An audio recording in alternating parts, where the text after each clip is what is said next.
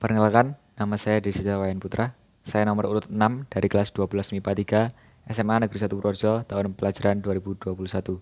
Di sini saya akan melaksanakan ujian praktek Bahasa Indonesia membaca Indah Novel. Novel yang saya bacakan kali ini adalah novel berjudul Ayah karya Andrea Hirata. Bab 9 SMA. Dalam peri kehidupan manusia, sebelum nasib sial menghantam bertubi-tubi, menganggur, tak lolos audisi, kena PHK, kena tipu, utang membelit, prahara rumah tangga ekonomi sulit, berupa-rupa penyakit, tiada jeda menghantam sampai napas tersangkut di tenggorokan, lalu mati.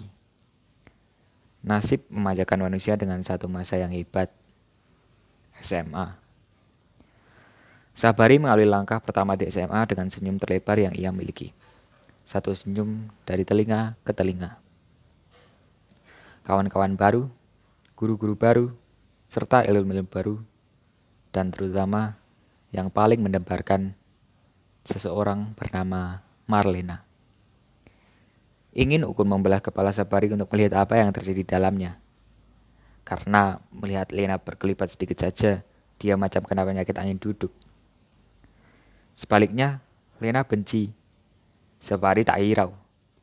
Filosofi hidupnya adalah menyintai seseorang merupakan hal yang fantastis.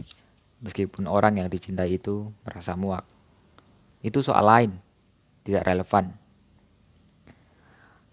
Tak ada hari dilewatkannya tanpa memandangi foto Lena.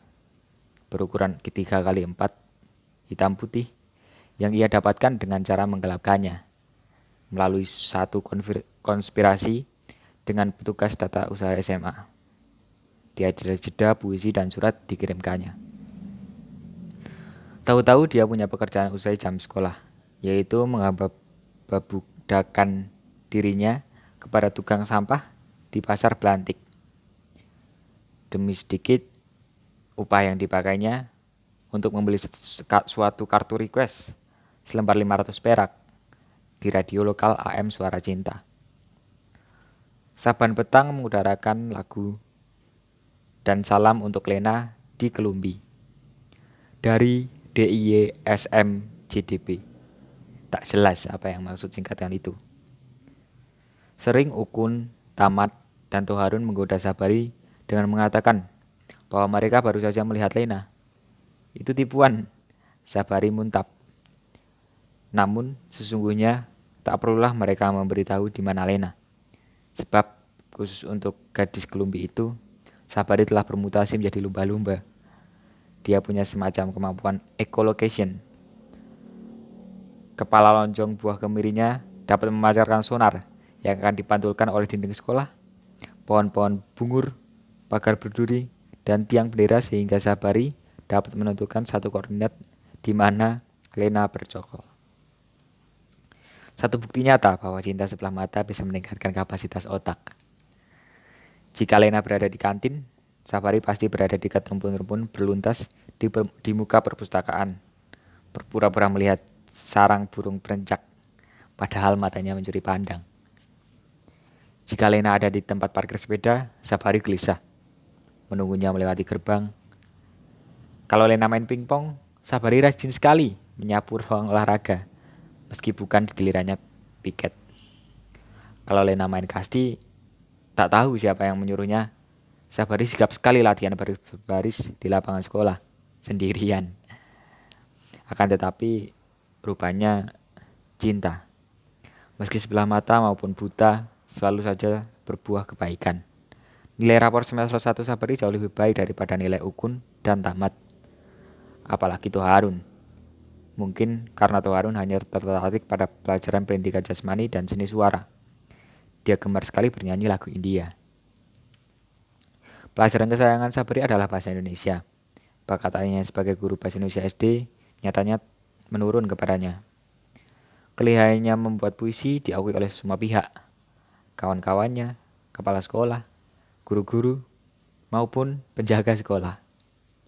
Bakat puisinya terendus waktu para siswa diberi tugas menulis puisi. Puisi Sabari berjudul Adalah. sebagai berikut. Cinta adalah mahkota puisi. Musim adalah giwang puisi. Hujan adalah kalung puisi, sedangkan bulan adalah gelang puisi. Cincin adalah perhiasan. Bergetar tak karuan hati Ibu Norma, guru bahasa Indonesia sekaligus wali kelas, demi membacakan puisi itu. Selama 15 tahun mengajar, sejak tamat SPG Sekolah Pendidikan Guru. Belum pernah dia menemukan murid SMA yang dipenuhi anak-anak kulit timah menulis puisi seperti itu. Apalagi siswa itu berselera belantik. Kampung tambang yang hidup segan, mati tak mau itu. Maaf, kampung belantik yang dikenalnya disesaki orang-orang udik yang berkeringat kalau makan, tetapi kalau bekerja tidak berkeringat. Pernah dia bersuamikan orang belantik. Cukup sekali. Lama Bu Norma menelaah puisi itu. Cinta adalah mahkota puisi. Bukankah kalimat itu spektakuler? Bagaimana udik cengengesan itu mendapat kalimat itu? Soal cincin adalah perhiasan, pastilah, pikir Ibu Norma. Sabari mencoba memasukkan unsur realitas dalam puisinya yang metaforis.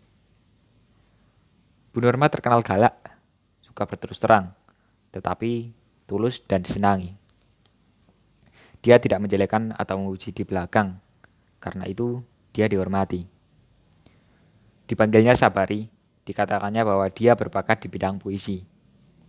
Sabari tersenyum. Dia sendiri tak tahu arti kata metaforis itu apa. Yang dia tahu, semuanya digerakkan oleh cinta. Cintanya kepada Lena. Cinta yang bahkan telah membuatnya melihat WC umum di pasar ikan belantik yang baunya dapat membuat bola mata meloncat.